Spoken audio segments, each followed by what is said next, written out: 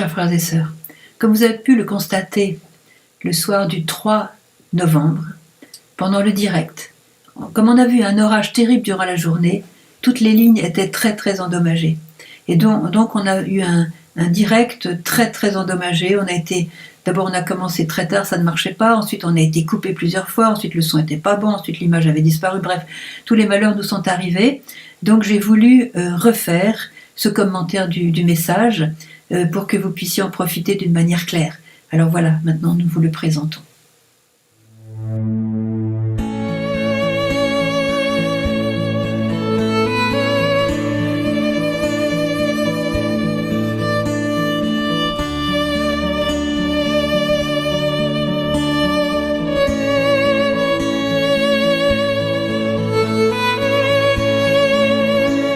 Chers frères et sœurs, voilà, nous revoilà donc à notre rendez-vous du 3.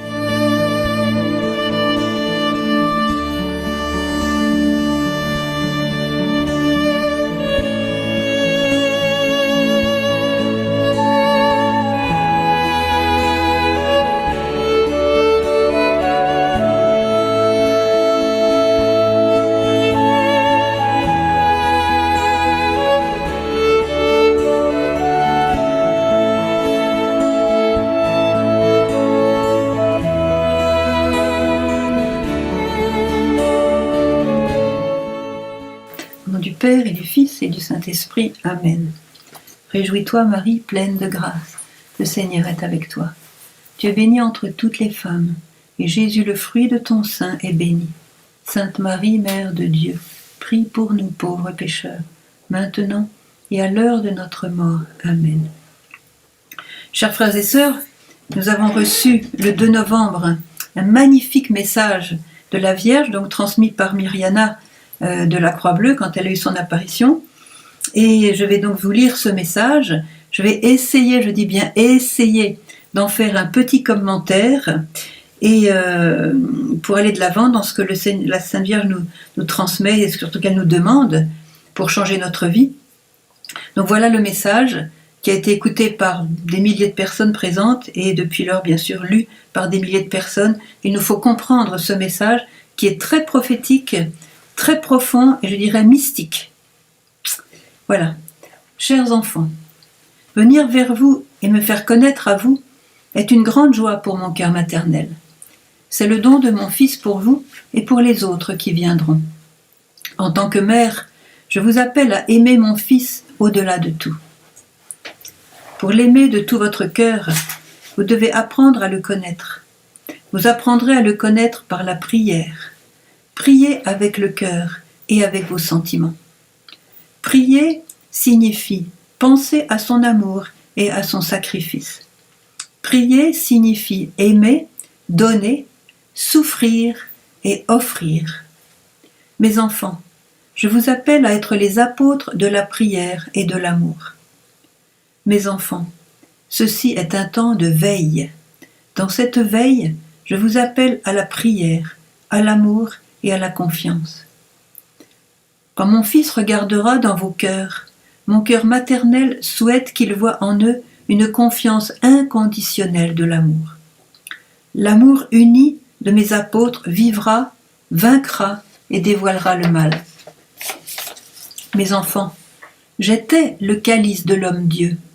J'étais l'instrument de Dieu.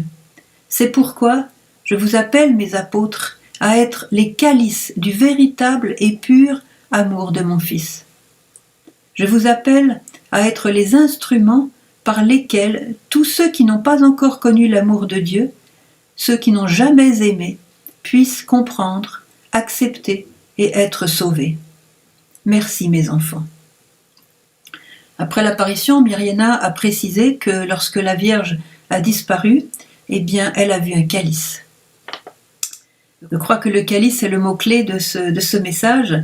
Alors, hier, en repensant à ce message, j'ai écrit quelque chose et je vais vous le lire puisque c'est un petit peu les réflexions qui me sont venues.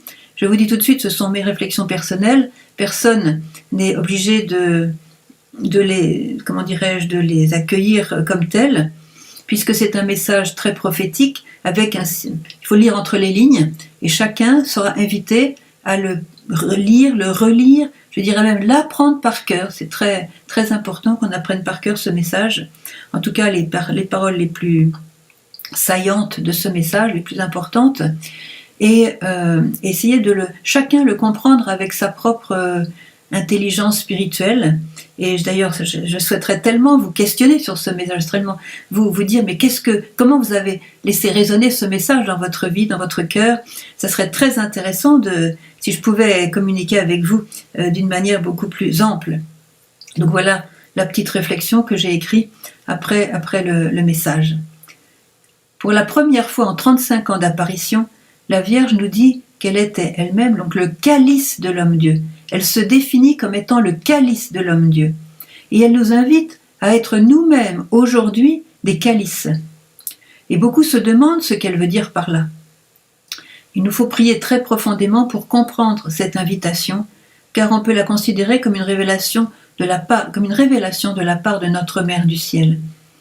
Et de toute évidence, elle veut nous emmener sur un chemin auquel nous ne nous attendions pas. Il n'y a pas de messe sans calice. Dans le calice, au moment de l'offertoire, nous versons le vin. Et au cours de la consécration, et donc de la transsubstantiation, quand le vin est changé en sang, à la parole du prêtre, à ce moment-là, le prêtre est un autre Christ, on dit persona Christi, donc le sang, le vin devient le sang. Ceci est mon sang, dit le prêtre, versé pour vous et pour une multitude en rémission des péchés. Ce sang n'est pas le sang du prêtre, c'est le sang de Jésus. Le calice devient alors le réceptacle du sang de Jésus qui va être ensuite offert au Père un peu plus tard pendant la messe. Comme disait quelqu'un de proche, s'il n'y avait pas le calice, le sang du Christ tomberait là et serait dispersé, il serait perdu.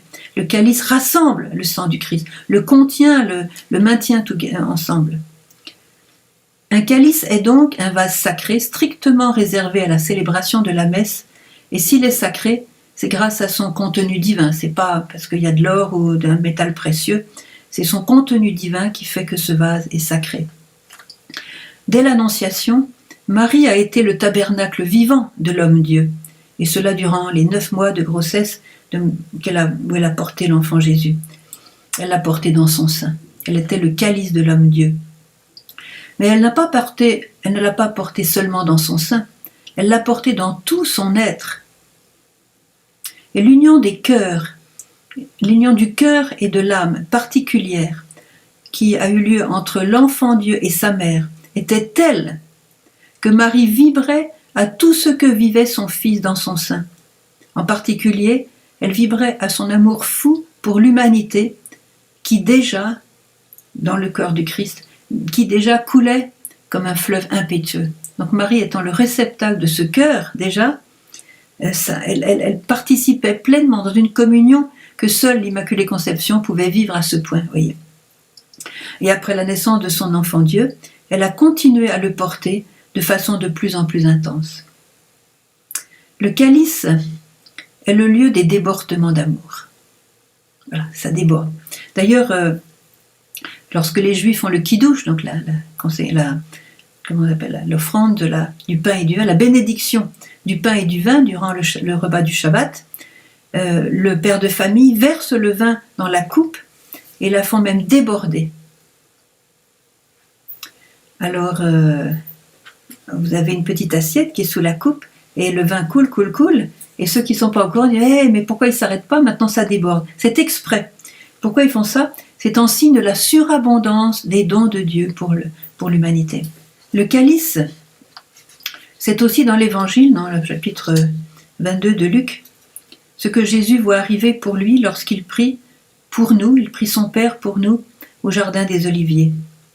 Ce calice-là est un calice de vertige, un calice de grande souffrance, un calice d'angoisse. Et Jésus va jusqu'à dire « Père, si tu le veux, éloigne de moi ce calice. » Ajoutant toujours « Cependant que ce ne soit pas ma volonté qui se fasse, mais la tienne. » Alors, dans ce message, il ne faut pas oublier ce qui précède, comme je vous l'ai lu tout à l'heure. Ce qui précède, Marie dit « Mes enfants, Ceci est un temps de veille. Dans cette veille, je vous appelle à la prière, à l'amour et à la confiance. Or, qu'est-ce que c'est qu'une veille ? Une veille, c'est un temps d'intense vigilance, de prière, on s'attend à quelque chose. C'est un temps d'attente où l'on guette ce qui va suivre, on guette ce qui va arriver. Sur tes murailles, Jérusalem, je poste des veilleurs. Et nuit et jour, ils étaient là pour veiller. Et donc, si l'ennemi arrivait, grâce aux veilleurs, on était prévenu, on pouvait répondre, vous voyez. Donc c'est un temps où on se prépare, un temps où on guette, un temps où on est en alerte. C'est un temps où on accroît sa vigilance, car quelque chose de très important va suivre de façon imminente. La Vierge nous prépare par ses messages. Mais elle ne nous dit pas clairement dans ce message ce qui nous attend. On veille pourquoi ? Elle ne nous dit pas ce qui nous attend. Par toutes les révélations de l'Évangile, on veille aussi pour la résurrection du Christ. On veille. Refais ça. Bien sûr, alors, la Vierge nous prépare par ses messages, mais sans nous dire clairement dans ce message ce qui nous attend. D'ailleurs, elle n'a pas besoin de nous dire ce qui nous attend, parce que si nous sommes préparés par ses bons soins, cela suffit. Alors, il ne faut pas faire de la mauvaise curiosité, qu'est-ce qui va arriver, qu'est-ce qui va arriver, qu'est-ce qui va. Ça, c'est les païens qui disent ça, avec la peur, avec l'angoisse. Non. On a peur de perdre, on a peur d'être bousculé, on a peur de prendre une voie qu'on ne voudrait pas voir, pas prendre, etc. Non, Marie nous cache ce qui va arriver, mais elle nous y prépare. Elle nous prépare en nous invitant à l'amour, à la prière et à la confiance. Donc, vous voyez, il y a cette veille qu'elle nous demande d'avoir, cette veille, accroître notre vigilance, donc surtout dans la prière, bien sûr, le lien avec Dieu. Et puis, après cette veille, elle passe à une autre phrase où elle nous dit, très très intéressant, elle nous dit,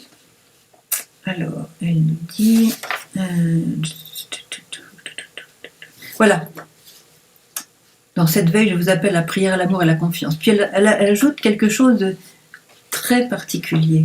Quand mon fils regardera dans vos cœurs, mon cœur maternel souhaite qu'il voie en eux une confiance inconditionnelle et l'amour. Alors, nous savons tous que le Fils, Jésus, regarde constamment dans nos cœurs. Il est celui qui sonde les reins et les cœurs, c'est pas nouveau. C'est constamment qu'il regarde. Pourquoi aujourd'hui nous dit-elle « Quand mon Fils regardera dans vos cœurs » ? Futur. Pourquoi ce futur ? Voilà.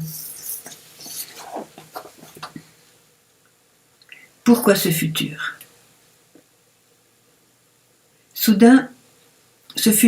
Pourquoi soudain ce futur alors que Jésus regarde constamment dans nos cœurs ? C'est parce qu'elle voit l'avenir. Elle voit ce qui se prépare pour nous. Et elle nous dit quand cela arrivera, sachez que mon Fils regardera dans vos cœurs. Ça veut dire qu'elle nous rassure. Elle nous donne la paix. On ne sera pas seul, on ne sera pas abandonné. Il sera là, il va nous regarder. Et le regard de Jésus, c'est pas vérifier si y a du soleil ou de la pluie, c'est pas un petit regard comme ça superficiel. Quand Jésus regarde dans nos cœurs, c'est comme le regard de Jésus au moment du reniement de Pierre. Jésus se retourna et fixa son regard sur Pierre. C'est un regard qui transperce, qui va jusqu'au fond de l'âme, qui révèle le fond de l'âme et qui fait du bien. C'est un regard d'amour, de miséricorde, de paix, de joie. C'est un regard aussi de reconnaissance de combien nous sommes aimés. Voyez ?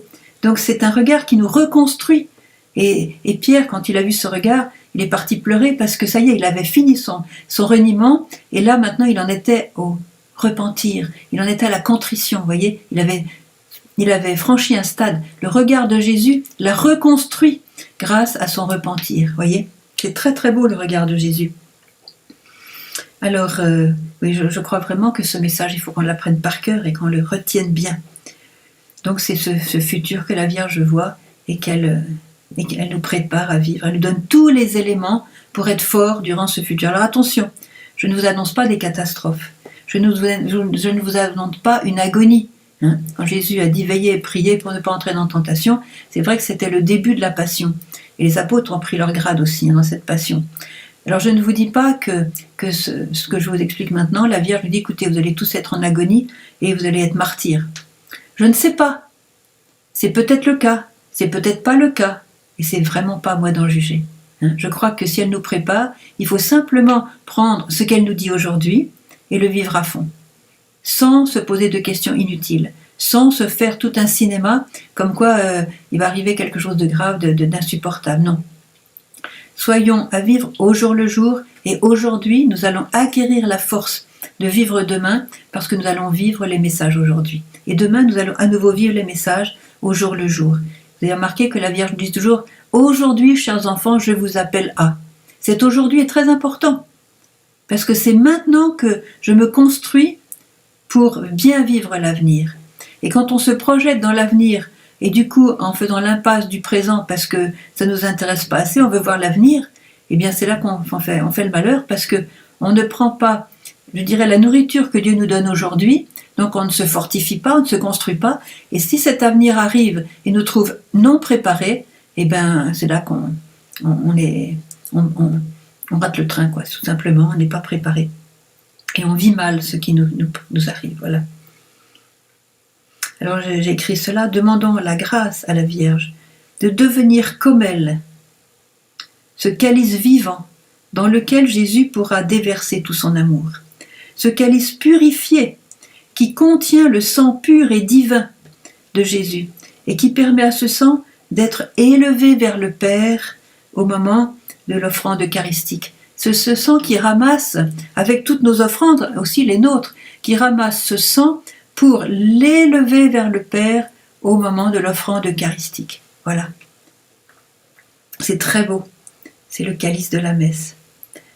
Demandons à la Vierge d'être ce calice qui est proposé à certains, je dis bien à certains, qui sont appelés aux martyrs, afin qu'ils participent de façon privilégiée à l'offrande de Jésus vers son Père pour la réparation, pour la rémission des péchés et le salut de l'humanité. Ces personnes-là sont des co-rédempteurs, des co-rédemptrices. Tout le monde n'est pas appelé au martyr, hein, rassurez-vous. Et d'ailleurs, ceux qui sont appelés au martyr n'ont peut-être aucune idée aujourd'hui qu'ils vont être appelés au martyr. Mais s'ils vivent que ce que dit Marie aujourd'hui et dans ses autres messages, au jour le jour, dans la prière, dans le jeûne, dans les sacrements qu'elle nous demande de vivre, dans cette union de l'âme avec le Christ, sachez que à ce moment-là, nous irons comme on fait les martyrs, avec joie au devant du martyr. Les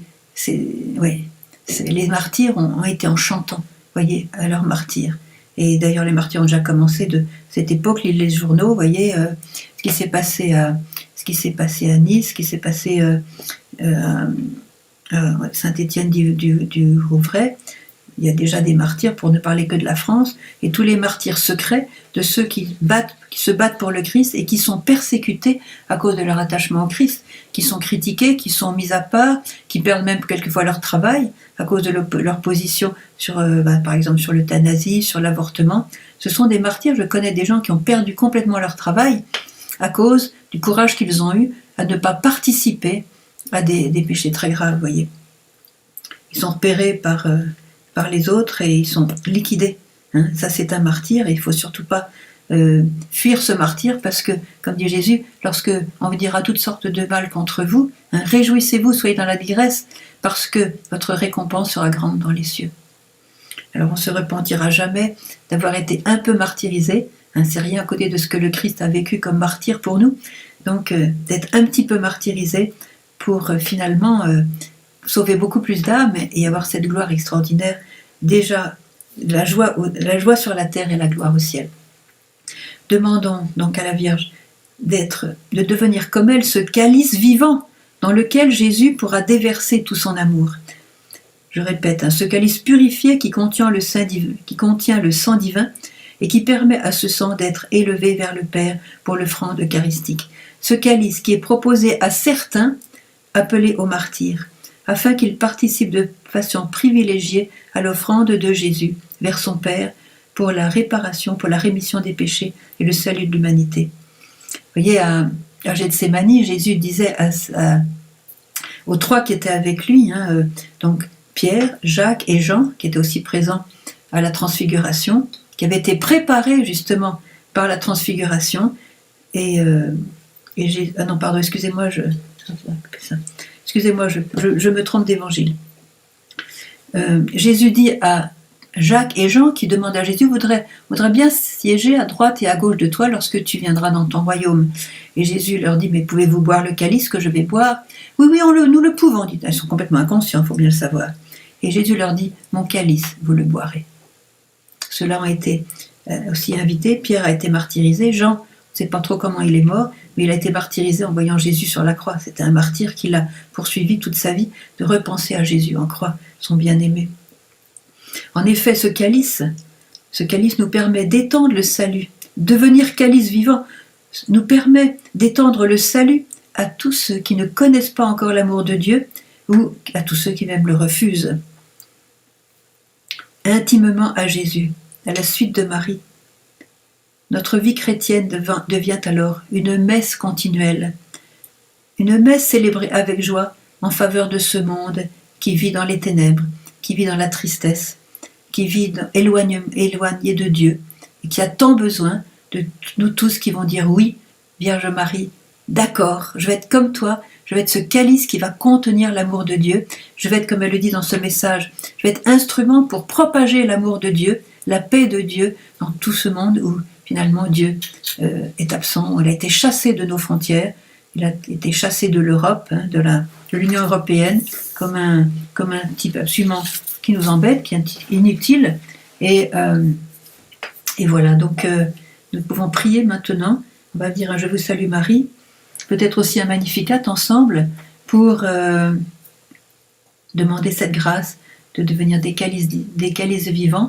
Et sachez que si la Vierge nous a fait cette révélation, vous avez remarqué que depuis quelques mois, elle nous parle beaucoup d'elle-même, de sa vie sur la terre, de ce qu'elle était, de ce qu'elle a vécu, de ce qu'elle a aimé, de ce qu'elle a désiré, de ce qu'elle a souffert, de ce qu'elle a espéré. Elle nous a même dit que le petit Jésus, quand il était petit, il lui disait déjà que dans l'avenir, elle serait appelée mère et que beaucoup, beaucoup l'aimeront. Le petit Jésus lui a dit ça. Il était petit encore, donc elle a écouté toutes ces confidences de son fils, et elle nous fait des confidences comme ça. Peut-être que le mois prochain, on aura une autre confidence. Et donc, elle nous dit « J'étais moi-même ce calice ». Alors on va lui demander la grâce d'être ce calice, puisqu'elle nous demande d'être à notre tour des calices.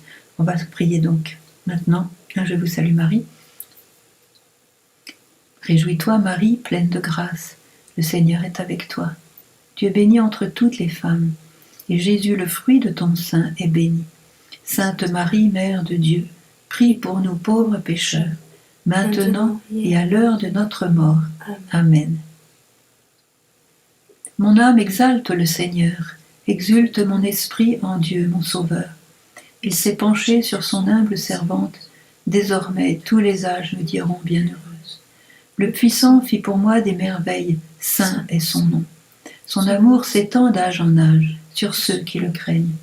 Déployant la force de son bras, il disperse les superbes. Il renverse les puissants de leur trône, il élève les humbles. Il comble de bien les affamés, renvoie les riches les mains vides. Il relève Israël son serviteur, il se souvient de son amour, de la promesse faite à nos pères, en faveur d'Abraham et de sa race à jamais. Gloire au Père, au Fils et au Saint-Esprit, comme il était au commencement, maintenant et toujours, et dans les siècles des siècles. Amen. Nous pourrions nous arrêter là, mais j'ai été fouillée un petit peu dans les révélations de Marthe Robin, que j'ai connue personnellement, puisque j'ai été la visiter 4 fois du temps de son vivant, bien sûr, à Châteauneuf de Galore. Il se trouve que Marthe était stigmatisée. Pendant 50 ans, elle a vécu la Passion du Christ chaque semaine. Chaque jeudi, le Seigneur lui proposait de vivre la Passion. Elle commençait par dire non, parce qu'elle se souvenait de la souffrance que ça comportait. Et puis, chaque jeudi, la Vierge lui apparaissait. Et simplement, en voyant la Vierge, elle se reprenait, elle disait oui au Seigneur. Elle veut bien vivre encore cette fois-ci sa Passion. Donc elle a vu tous ces moments de Jésus qui sont très peu décrits dans l'Évangile. Elle a donné beaucoup de détails sur comment Jésus s'est préparé, comment Jésus a préparé sa mère, comment il a préparé ses apôtres, tout ce qui s'est passé au moment de la scène, etc. Alors j'ai voulu chercher ce que Marthe nous a dit à propos de ce fameux calice, qui donc a été utilisé par Jésus au moment de la première scène, de la dernière scène, pardon. Voilà ce qu'elle écrit, enfin elle a dicté, parce qu'elle ne pouvait pas écrire. Le grand calice que les apôtres emportèrent de chez Véronique, donc Sainte Véronique, qui vivait à Jérusalem, était un vase merveilleux et d'une très grande valeur.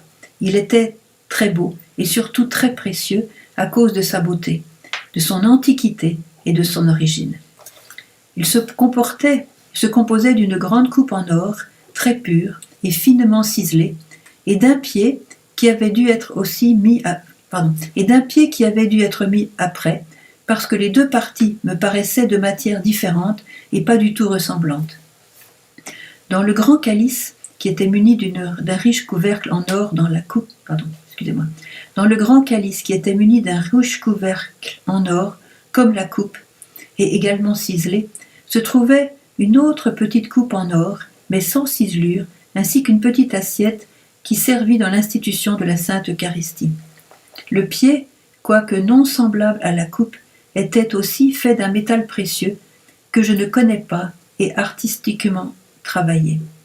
Ce pied était orné dessus de plusieurs petites grappes de raisin très brillantes, dont chaque petit grain était représenté par une pierre précieuse d'une beauté et d'une pureté incomparables.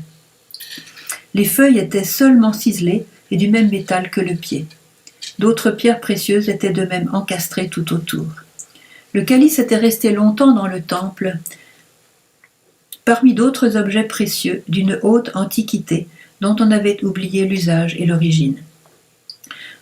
On avait souvent mis au rebut, vendu ou fait remettre à neuf quantité de vieux vases et de vieux objets enfouis dans la poussière du temple.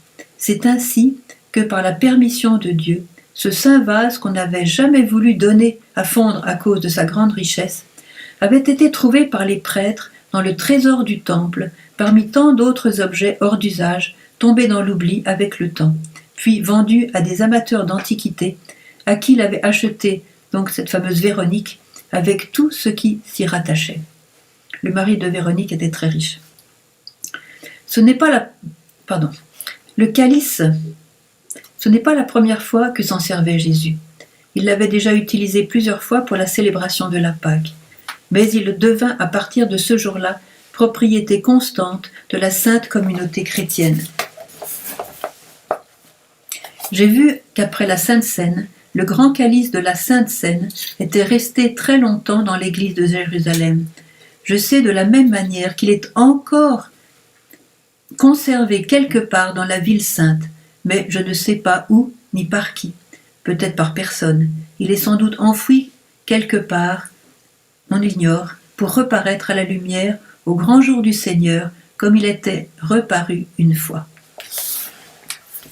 Voilà, chers frères et sœurs, je pense que c'est intéressant de voir que, voyez, tout ce qu'a fait Jésus avait été préparé par les Juifs, par ceux qui vivaient dans la prière, par ceux qui étaient dans le temple. Et Jésus, d'une manière très symbolique, a voulu utiliser certaines choses, a voulu avoir la présence de certaines personnes pendant cette dernière scène. Et ce calice était comme vous l'avez vu, d'une grande beauté, d'une grande richesse. Et quand Marie nous dit « J'étais le calice de l'homme-dieu », le calice de, comment elle dit ? Oui, de l'homme-dieu. Excusez-moi. J'étais le calice. Oui, c'est ça.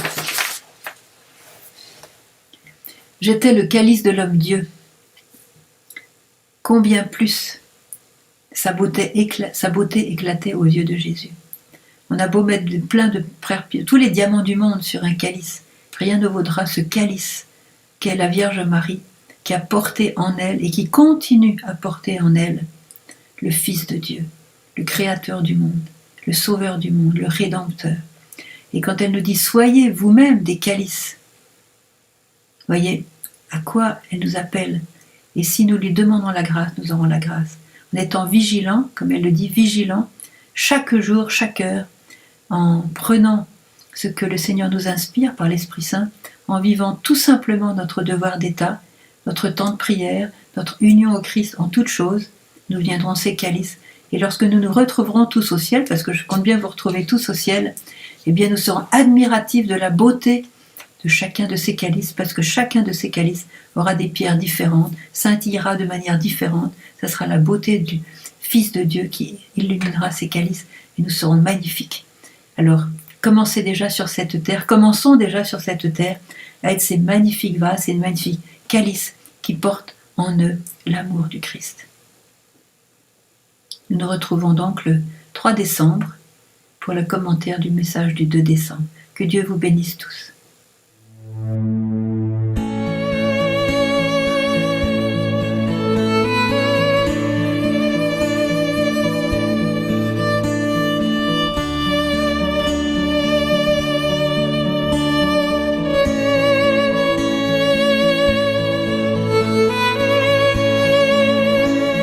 Chers frères et sœurs, voilà, nous revoilà donc à notre rendez-vous du 3.